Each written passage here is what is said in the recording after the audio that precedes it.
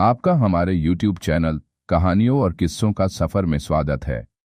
आज की हमारी कहानी है मुंशी प्रेमचंद द्वारा लिखी महातीर्थ। मुंशी इंद्रमणि की आमदनी कम थी और खर्च ज्यादा। अपने बच्चे के लिए दाई रखने का खर्च न उठा सकते थे, लेकिन एक तो बच्चे की सेवा शुश्रूषा की फिक्र और दूसरे अपने बराबर वालों में हेठे बनकर रहने का अपमान इस खर्च को सहने पर मजबूर करता था। बच्चा दाई को बहुत चाहता था, हरदम उसके गले का हार बना रहता था, इसलिए दाई और भी जरूरी मालूम होती थी। पर शायद सबसे बड़ा कारण यह था कि वह मुरव्वत के वश दाई को जवाब देने का साहस नहीं कर सकते थे। बुढ़िया उसके यहाँ 3 साल से नौकर थी। उसने उनके इकलौते लड़के का लालन पालन किया था। अपना काम बड़ी मुस्तैदी और परिश्रम से करती थी। उसे निकालने का कोई बहाना नहीं था, और व्यर्थ खुचर निकालना इंद्रमणि जैसे भले आदमी के स्वभाव के विरुद्ध था। पर सुखदा इस संबंध में पति से सहमत न थी। उसे संदेह था कि दाई हमें लूट लेती है। जब दाई बाजार से लौटती तो वह दालान में छिपी रहती कि देखूं आटा कहीं छिपा कर तो नहीं रख देती, लकड़ी तो नहीं छिपा देती। उसकी लाई हुई चीजों को घंटों देखती, पूछताछ करती, बार बार पूछती, इतना ही क्यों? क्या भाव है? क्या इतना महंगा हो गया? दाई कभी तो इन संदेहात्मक प्रश्नों का उत्तर नम्रतापूर्वक देती, किंतु जब कभी बहूजी ज्यादा तेज हो जाती तो वह भी कड़ी पड़ जाती थी। शपथें खाती, सफाई की शहादतें पेश करती, वाद विवाद में घंटों लग जाते थे। प्रायः नित्य ही यही दशा रहती और प्रतिदिन यह नाटक दाई के अश्रुपात के साथ समाप्त होता था। दाई का इतनी सख्तियां झेलकर पड़े रहना सुखदा के संदेह को और भी पुष्ट करता था। उसे कभी विश्वास नहीं होता था कि यह बुढ़िया केवल बच्चे के प्रेमवश पड़ी हुई है। वह बुढ़िया को इतनी बाल प्रेमशीला नहीं समझती थी। संयोग से एक दिन दाई को बाजार से लौटने में जरा देर हो गई। वहां 2 कुंजड़िनों में देवासुर संग्राम रचा था। उनका चित्रमय हाव भाव, उनका आविनेय तर्क वितर्क, उनके कटाक्ष और व्यंग्य सब अनुपम थे। विष की 2 नद थे या ज्वाला के 2 पर्वत जो दोनों तरफ से उमड़कर आपस में टकरा गए। वाक्य का क्या प्रवाह था, कैसी विचित्र विवेचना! उनका शब्द बाहुल्य, उनकी मार्मिक विचारशीलता, उनके अलंकृत शब्द विन्यास और उपमाओं की नवीनता पर ऐसा कौन सा कवि है जो मुग्ध न हो जाता। उनका धैर्य, उनकी शांति विस्मयजनक थी। दर्शकों की एक खासी भीड़ लगी थी। वे लाज को लज्जित करने वाले इशारे, वे अश्लील शब्द जिनसे मलिनता के भी कान खड़े होते, सैकड़ों रसिक जनों के लिए मनोरंजन की सामग्री बने हुए थे। दाई भी खड़ी हो गई कि देखूं क्या मामला है। तमाशा इतना मनोरंजक था कि उसे समय का बिल्कुल ध्यान न रहा। एकाएक जब 9 के घंटे की आवाज कान में आई तो चौंक पड़ी और लपकी हुई घर की ओर चली। सुखदा भरी बैठी थी। दाई को देखते ही त्योरी बदलकर बोली, क्या बाजार में खो गई थी? दाई विनयपूर्ण भाव से बोली, एक जान पहचान की महरी से भेंट हो गई। वह बातें करने लगी। सुखदा इस जवाब से और भी चिढ़कर बोली, यहाँ दफ्तर जाने को देर हो रही है और तुम्हें सैर सपाटे की सूझती है। परंतु दाई ने इस समय दबने में ही कुशल समझी। बच्चे को गोद में लेने चली, पर सुखदा ने झिड़ककर कहा, रहने दो, तुम्हारे बिना वह व्याकुल नहीं हुआ जाता। लेकिन सुखदा बाज की तरह झपटी और रुद्र को उसकी गोदी से छीन कर बोली, तुम्हारी ये धूर्तता बहुत दिनों से देख रही हूं। यह तमाशे किसी और को दिखाइए। यहां जी भर गया। दाई रुद्र पर जान देती थी और समझती थी कि सुखदा इस बात को जानती है। उसकी समझ ने सुखदा और उसके बीच ऐसा मजबूत संबंध था जिसे साधारण झटके तोड़ न सकते थे। यही कारण था कि सुखदा के कटु वचनों को सुनकर भी उसे यह विश्वास न होता था कि मुझे निकालने पर प्रस्तुत है। पर सुखदा ने यह बातें कुछ ऐसी कठोरता से कही और रुद्र को ऐसी निर्दयता से छीन लिया कि दाई से सहन न हो सका। बोली, बहूजी, मुझसे कोई बड़ा अपराध तो नहीं हुआ, बहुत तो पाव घंटे की देरी हुई होगी। इसी पर आप इतना बिगड़ रही हैं तो साफ क्यों नहीं कह देती कि दूसरा दरवाजा देखो। नारायण ने पैदा किया है तो खाने को भी देगा, मजदूरी का अकाल थोड़े ही है। सुखदा ने कहा, तो यहां तुम्हारी परवाह ही कौन करता है? तुम्हारे जैसी लौंडियां गली गली ठोकरें खाती फिरती हैं। दाई ने जवाब दिया, हाँ नारायण आपको कुशल से रखे। लौंडियां और दाइयां आपको बहुत मिलेंगी।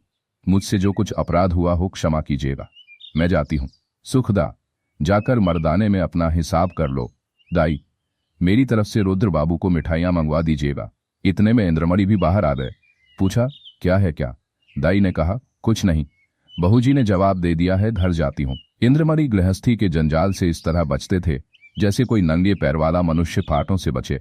उन्हें सारे दिन एक ही जगह खड़े रहना मंजूर था, पर कांटों में पैर रखने की हिम्मत न थी। खिन्न होकर बोले, बात क्या हुई? सुखदा ने कहा, कुछ नहीं, अपनी इच्छा। नहीं जी चाहता। नहीं रखते किसी के हाथों बिक तो नहीं रहे। इंद्रमणि ने झुंझलाकर कहा, तुम्हें बैठे बैठा एक न एक खुचर सूझती रहती है। सुखदा ने तिनक कर कहा, मुझे तो इसका रोग है, क्या करूं? स्वभाव ही ऐसा है। तुम्हें ये बहुत प्यारी है तो ले जाकर गले में बांध लो, मेरे पास यहाँ जरूरत नहीं। दाई घर से निकली तो आंखें डबडबाई हुई थीं। हृदय रुद्रमणि के लिए तड़प रहा था। जी चाहता था कि बालक को लेकर प्यार से चूम लूं, पर यह अभिलाषा लिए ही उसे घर से बाहर निकलना था। रुद्रमणि दाई के पीछे पीछे दरवाजे तक आया, पर दाई ने जब दरवाजा बाहर से बंद कर दिया तो वह मचल कर जमीन पर लेट गया और अन्ना अन्ना कहकर रोने लगा। सुखदा ने पुचकारा, प्यार किया, गोद में लेने की कोशिश की, मिठाई देने का लालच दिया, मेरा दिखाने का वादा किया। इससे जब काम न चला तो बंदर, सिपाही, लूलू और हवा की धमकी दी। पर रुद्र ने वह रौद्र भाव धारण किया कि किसी तरह चुप न हुआ। यहां तक कि सुखदा को क्रोध आ गया, बच्चे को वहीं छोड़ दिया और घर के धंधे में लग गई। रोते रोते रुद्र का मुंह और गाल लाल हो गए, आंखें सूज गई। निदान वह वहीं जमीन पर सिसकते सिसकते सो गया। सुखदा ने समझा था कि बच्चा थोड़ी देर में रोध होकर चुप हो जाएगा, पर रुद्र ने जागते ही अन्ना की रट लगाई। 3 बजे इंद्रमणि दफ्तर से आए और बच्चे की यह दशा देखी तो स्त्री की तरफ पर कुपित नेत्रों से देखकर उसे गोद में उठा लिया और बहलाने लगे। जब अंत में रुद्र को यह विश्वास हो गया कि दाई मिठाई लेने गई है तो उसे संतोष हुआ, परंतु शाम होते ही उसने फिर चीखना शुरू किया, अन्ना मिठाई ला। इस तरह 2-3 दिन बीत गए। रुद्र का अन्ना की रट लगाने और रोने के सिवा और कोई काम न था। वह शांत प्रकृति कुत्ता जो उसकी गोद से एक क्षण के लिए भी न उतरता था, वह मौन व्रतधारी बिल्ली जिसे ताक पर देखकर वह खुशी से फूला न समाता था, वह पंखहीन चिड़िया जिस पर वह जान लेता था सब उसके चित्त से उतर गए। वह उनकी तरफ आंख उठाकर भी नहीं देखता।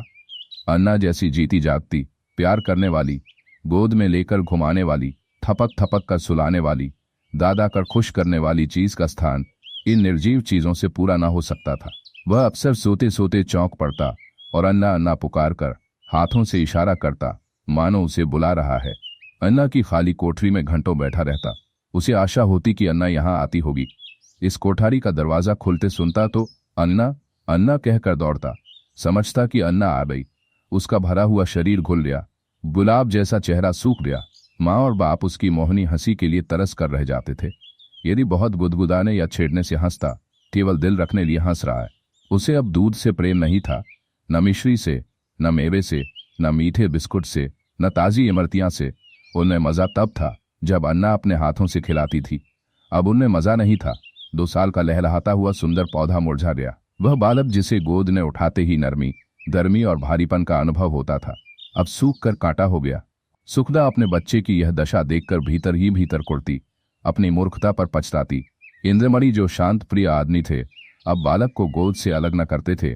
उसे रोज हवा खिलाने ले जाते थे, नित्य नए खिलौने लाते थे, पर मुरझाया हुआ पौधा किसी तरह भी न पनपता था। दाई उसके लिए संसार का सूर्य थी। उस स्वाभाविक गर्मी और प्रकाश से वंचित रहकर हरियाली की बाहर कैसे दिखता। दाई के बिना उसे अब चारों ओर अंधेरा और सन्नाटा दिखाई देता था। दूसरी अन्ना तीसरे ही दिन रख ली गई थी, पर रुद्र उसकी सूरत देखते ही मुंह छिपा लेता था, मानो वह कोई डायन या चुड़ैल है।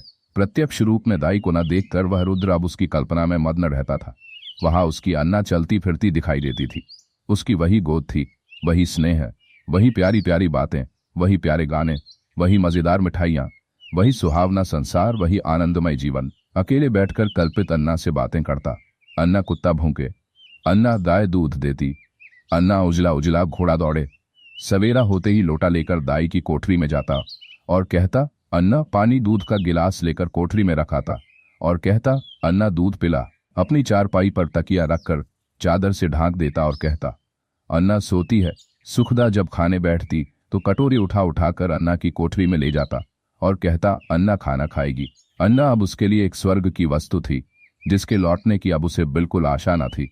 रुद्र के स्वभाव में धीरे धीरे बालकों की चपलता और सजीवता की जगह एक निराशाजनक, धैर्य का आनंद विहीन शिथिलता दिखाई देने लगी। इस तरह 3 हफ्ते गुजर गए।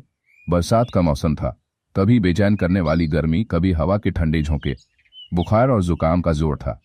रुद्र की दुर्बलता इस ऋतु परिवर्तन को बर्दाश्त न कर सकी। सुखदा उसे फलालैन का कुर्ता पहनाए रखती थी, उसे पानी के पास नहीं जाने देती, नंगे पैर एक कदम नहीं चलने देती। पर सर्दी लधी गई, रुद्र को खांसी और बुखार आने लगा।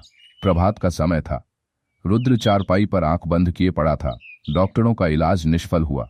सुखदा चारपाई पर बैठी उसकी छाती में तेल की मालिश कर रही थी और इंद्रमणि विषाद मूर्ति बने हुए करुणापूर्ण आंखों से बच्चे को देख रहे थे।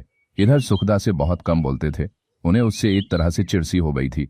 वह रुद्र की बीमारी का एकमात्र कारण उसी को समझते थे। वह उनकी दृष्टि में बहुत नीच स्वभाव की स्त्री थी। सुखदा ने डरते डरते कहा, आज बड़े हकीम साहब को बुला लेते, शायद उसकी दवा से फायदा हो। इंद्रमणि ने काली घटाओं की ओर देखकर रुखाई से जवाब दिया, बड़े हकीम नहीं, धन्वंतरी भी आवे तो भी उसे कोई फायदा न होगा। सुखदा ने कहा, तो क्या अब किसी की दवा न होगी? इंद्रमणि, बस इसकी एक ही दवा है और अलभ्य है। सुखदा, तुम्हें तो बस एक ही धुन सवार है, क्या बुढ़िया आकर अमृत पिला देगी? इंद्रमणि, यदि नहीं समझती हो और अब तक नहीं समझी तो रोओगी, बच्चे से हाथ धोना पड़ेगा। सुखदा, चुप भी रहो, क्या अशुभ मुंह से निकालते हो? यदि ऐसी ही जली कटी सुनानी है तो बाहर चले जाओ। इंद्रमणि, मैं तो जाता हूं, पर याद रखो यह हत्या तुम्हारी ही गर्दन पर होगी। यदि लड़के को तंदुरुस्त देखना चाहती हो तो उसी दाई के पास जाओ, उनसे विनती और प्रार्थना करो, क्षमा मांगो, तुम्हारे बच्चे की जान उसकी दया के अधीन है। सुखदा ने कुछ उत्तर नहीं दिया, उसकी आंखों से आंसू जारी थे। इंद्रमणि ने पूछा, क्या मर्जी है, जाऊं उसे बुला लाऊं? सुखदा, तुम क्यों जाओगे, मैं आप ही चली जाऊंगी। इंद्रमणि, नहीं, क्षमा करो, मुझे तुम्हारे ऊपर विश्वास नहीं है। न जाने तुम्हारी जबान से क्या निकल पड़े कि जो वह आती भी हो तो न आवे। सुखदा ने पति की ओर फिर तिरस्कार की दृष्टि से देखा और बोली, हाँ, और क्या मुझे बच्चे की बीमारी का शौक थोड़े ही है? मैंने लाज के मारे तुमसे कहा नहीं, पर मेरे हृदय में यह बात बार बार उठी है। यदि मुझे दाई के मकान का पूरा पता मालूम होता तो मैं कभी की उसे मना लाई होती। वह मुझसे कितनी भी नाराज हो, पर रुद्र से उसे प्रेम था। मैं आज ही उसके पास जाऊंगी। तुम विनती करने को कहते हो, मैं उसके पैरों पड़ने को तैयार हूं। उसके पैरों को आंसुओं से भिगोऊंगी और जिस तरह राजी हो राजी करूंगी। सुखदा ने बहुत धैर्य धर कर यह बातें कही, परंतु उमड़ते हुए आंसू अब न रुक सके। इंद्रमणि ने स्त्री की ओर सहानुभूतिपूर्वक देखा और लज्जित हो बोले, मैं तुम्हारा जाना उचित नहीं समझता, मैं खुद ही जाता हूं। कैलासी संसार में अकेली थी। किसी समय उसका परिवार गुलाब की तरह फूला हुआ था, परंतु धीरे धीरे सब पंक्तियां गिर गई। अब उसकी सब हरियाली नष्ट भ्रष्ट हो गई और अब वही एक सूखी हुई टहनी उस हरे भरे पेड़ का चिन्ह रह गई थी। परंतु रुद्र को पाकर इस सूखी हुई टहनी में जान पड़ गई थी। इसमें हरी भरी पत्तियां निकल आई थी। वह जीवन जो अब तक निरस और शुष्क था, अब सरस और सजीव हो गया था। अंधेरे जंगल में भटके हुए पथिक को प्रकाश की झलक आने लगी थी। अब उसका जीवन निरर्थक नहीं बल्कि सार्थक हो गया था। कैलासी रुद्र की भोली बातों पर निछावर हो गई, पर स्नेह सुखदा से छिपाती थी, इसलिए कि मां के हृदय पर द्वेष न हो।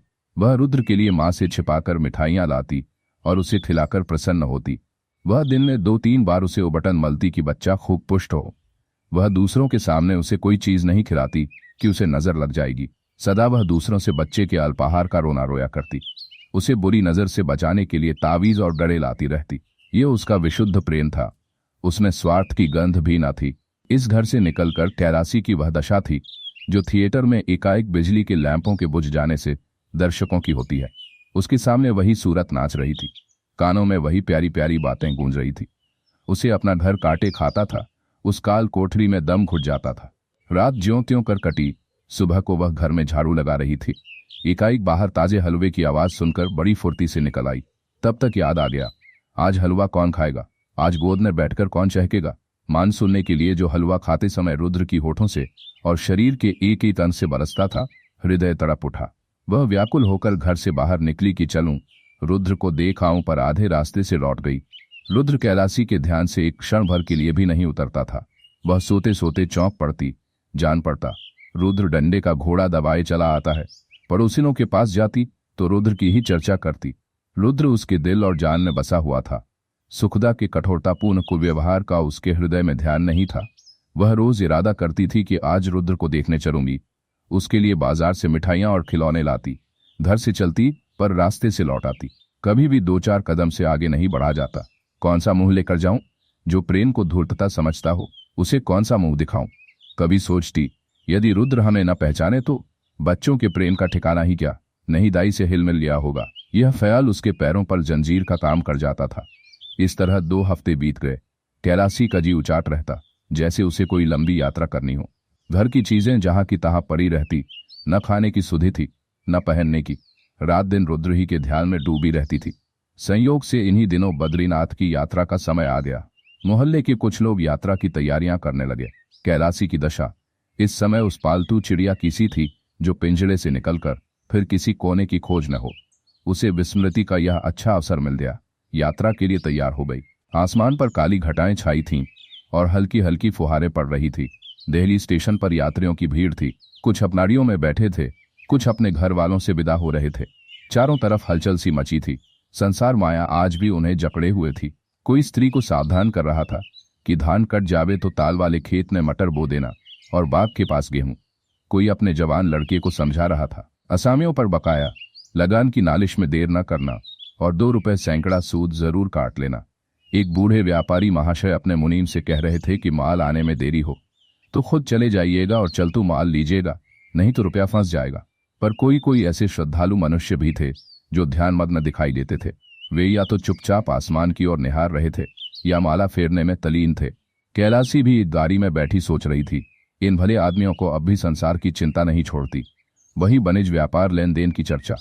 रुद्र इस समय यहां होता तो बहुत रोता, मेरी गोद से कभी ना उतरता। लौटकर उसे अवश्य देखने जाऊंगी। है ईश्वर, किसी तरह गाड़ी चले। गर्मी के मारे जी व्याकुल हो रहा है। इतनी घटा उमड़ी हुई है किंतु बरसने का नाम नहीं लेती। मालूम नहीं यह रेल वाले क्यों देर कर रहे हैं। झूठ मूठ इधर उधर दौड़ते फिरते हैं। यह नहीं कि झटपट गाड़ी खोल दें, यात्रियों की जान में जान आए। एकाएक उसने इंद्रमणि को बाइसिकल लिए प्लेटफॉर्म पर आते देखा। उनका चेहरा उतरा हुआ था और कपड़े पसीनों से तर थे। वह गाड़ियों में झांकने लगे। कैलासी केवल यह जताने के लिए कि मैं भी यात्रा करने जा रही हूं, गाड़ी से बाहर निकल आई। इंद्रमणि उसे देखते ही लपक कर करीब आ गए और बोले, क्यों कैलासी, तुम भी यात्रा को चली? कैलासी ने सगर्व दीनता से उत्तर दिया, हाँ, यहां क्या करूं, जिंदगी का कोई ठिकाना नहीं, मालूम नहीं कब आंखें बंद हो जाएं। परमात्मा के यहां मुंह दिखाने का कोई उपाय होना चाहिए। रुद्र बाबू अच्छी तरह है। इंद्रमणि, अब जा रही हो, रुद्र का हाल पूछकर क्या करोगी? उसे आशीर्वाद देती रहना। कैलासी की छाती धड़कने लगी। घबरा कर बोली, उनका जी अच्छा नहीं है क्या? इंद्रमणि, वह तो उसी दिन से बीमार है जिस दिन तुम वहां से निकली। 2 हफ्ते तक अन्ना अन्ना की रट लगाई। अब 1 हफ्ते से खांसी और बुखार में पड़ा है। सारी दवाइयां करके हार गया, कुछ फायदा न हुआ। मैंने सोचा था कि चलकर तुम्हारी अनुनय विनय करके लिवा लाऊंगा। क्या जाने तुम्हें देखकर उसकी तबीयत संभल जाए। पर तुम्हारे घर गया तो मालूम हुआ कि तुम यात्रा करने जा रही हो। अब किस मुंह से चलने को कहूं? तुम्हारे साथ सलूक ही कौन सा अच्छा किया जो इतना साहस करूं। फिर पुण्य कार्य में विघ्न डालने का भी डर है। जाओ, उसका ईश्वर मालिक है। आयु शेष है तो बच ही जाएगा, अन्यथा ईश्वरीय गति में किसी का क्या वश। कैलासी की आंखों के सामने अंधेरा छा गया। सामने की चीजें तैरती हुई मालूम होने लगी। हृदय भावी अशुभ की आशंका से दहल गया। हृदय से निकल पड़ा, ईश्वर मेरे रुद्र का बाल बांका ना हो। प्रेम से गला भर आया। विचार किया, मैं कैसी कठोर हृदया हूं। प्यारा बच्चा रो रो कर हलकान हो गया और मैं उसे देखने तक नहीं गई। सुखदा का स्वभाव अच्छा नहीं, न सही, किंतु रुद्र ने मेरा क्या बिगाड़ा था कि मैंने मां का बदला बेटे से लिया। ईश्वर मेरा अपराध क्षमा करे। प्यारा रुद्र मेरे लिए हुड़क रहा है। इस ख्याल से कैलासी का कलेजा महसूस उठा था और आंखों से आंसू बह निकले थे। मुझे क्या मालूम था कि उसे मुझसे इतना प्रेम है। नहीं मालूम बच्चे की क्या दशा है। भयातुर हो बोली, दूध तो पीते हैं ना? इंद्रमणि, तुम दूध पीने को कहती हो? उसने 2 दिन से आंख नहीं खोली। कैलासी, हे मेरे परमात्मा, अरे ओ कुली, कुली बेटा, आकर मेरा सामान गाड़ी से उतार दे। अब मुझे तीर्थ जाना नहीं सूझता। हाँ बेटा, जल्दी कर। बाबूजी देखो, कोई इक्का हो तो ठीक कर लो। इक्का रवाना हुआ। सामने सड़क पर बद्धियां खड़ी थीं। घोड़ा धीरे धीरे चल रहा था। कैलासी बार बार झुझलाती थी और इक्कावान से कहती थी, बेटा जल्दी कर, मैं तुझे कुछ ज्यादा दे दूंगी। रास्ते में मुसाफिरों की भीड़ देखकर उसे क्रोध आता था। उसका जी चाहता था कि घोड़ों के पर लग जाते, लेकिन इंद्रमणि का मकान करीब आ गया था तो कैलासी का हृदय उछलने लगा। बार बार हृदय से रुद्र के लिए आशीर्वाद निकलने लगा। ईश्वर करे सब कुछ कुशल मंगल हो। इक्का इंद्रमणि की गली की ओर मुड़ा। अकस्मात कैलासी के मकान में रोने की ध्वनि पड़ी। कलेजा मुंह को आ गया, सिर में चक्कर आ गया। मालूम हुआ नदी में डूब जाती हूं। जी चाहा कि इक्के पर से कूद पड़ूं, पर थोड़ी देर में मालूम हुआ कि कोई स्त्री मैके से विदा हो रही है। संतोष हुआ। अंत में इंद्रमणि का मकान आ पहुंचा। कैलासी ने डरते दरवाजे की तरफ ताका, जैसे कोई घर से भागा हुआ अनाथ लड़का शाम को भूखा प्यासा घर आए। दरवाजे की ओर सटकी हुई आंखों से देखे कि कोई बैठा तो नहीं। दरवाजे पर सन्नाटा छाया हुआ था। महाराज बैठा सुरती मल रहा था। कैलासी को जरा ढारस हुआ। घर में बैठी तो देखा कि नहीं, दाई पुलटिस पका रही है। हृदय में बल का संचार हुआ। सुखदा के कमरे में गई तो उसका हृदय गर्मी के मध्याह्न काल के सदृश कांप रहा था। सुखदा रुद्र को गोद में लिए दरवाजे की ओर एकटक ताक रही थी। शोक और करुणा की मूर्ति बनी थी। कैलाशी ने सुखदा से कुछ नहीं पूछा। रुद्र को उसकी गोद से लिया और उसकी तरफ सजल नयनों से देखकर कहा, बेटा रुद्र, आंखें खोलो। रुद्र ने आंखें खोली, क्षण भर दाई को चुपचाप देखता रहा और तब एकाएक दाई के गले से लिपट कर बोला, अन्ना आई, अन्ना आई। रुद्र ने मुंह बनाकर कहा, नहीं रोएगी। कैलाशी बोली, क्यों बेटा, तुमने तो मुझे बद्रीनाथ नहीं जाने दिया। मेरी यात्रा का पुण्य कौन देगा? इंद्रमणि ने मुस्कुराकर कहा, तुम्हें उससे कहीं अधिक पुण्य मिल गया। यह तीर्थ महातीर्थ है। धन्यवाद। ऐसी ही और कहानियां सुनने के लिए हमारे चैनल को सब्सक्राइब करें।